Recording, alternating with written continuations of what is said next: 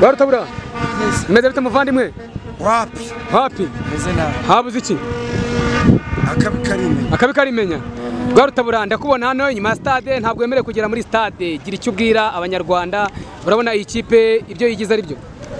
nage nakababaro bacumwa mu cyarangwano nta mwana uri umushike nta mwana uri hinga nta mwana uri umushike uri Kagame agira ubuntu peza wacu tukunda peza wacu ijana ku ijana agira ubuntu bano barabo dufite impunzi zabo ubuntu peza w'igihugu abireka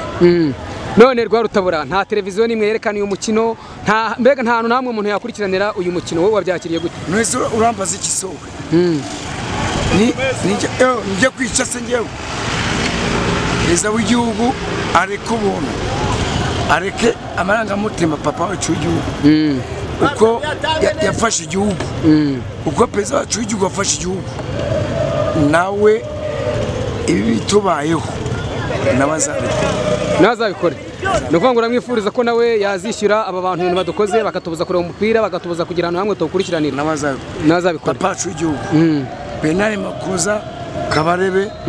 Kagame wacu ngaho ugira ubutumwa wagenera abareyo kuri uyu munsi umureyo abareyo badusura tubashwanyaguza baratsinda bingahe nta mwana uhinga umushiki urabona turi butsinde ibitego bingahe ndakwiyana Garutabura tubwire urabona dutsinda ibitego bingahe ngaho mbwira papa wacu w'igihugu dukunda igihugu cyacu barapfushije turabihorera murabihorera dukora eviasi batwetse yuko papa wacu bamusuzumije ariko babyara umwana byamuruzi babyara umwana ubyara umurozi abo ni abanyaribiya niyo message bageneye icya kabiri baje ni impunzi zaje mu Rwanda perezida wacu wa Rayon Sports hakaza perezida w'igihugu n'abandi bava navugira ngaho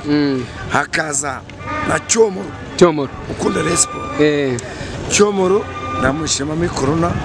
yarafashije ntabwo ndamumenya ariko baraduhemukira ariko Rwarutabura aba bantu ntabwo babarenganya kuko bavuga ko ari ikibazo cy'ibyago bahuye mu gihugu cyabo ko batakishimira ibintu byo kwishima kandi bagenzi babo barahuye n'ibyago akaba ariyo mpamvu banze ko match yagira ahantu itambuka niyo mpamvu bavuga ngo ishyaka ni FPR kisa ni gaturika ikipe ni nono ejo cyane umunsi agaca katwara inkoko yaza koza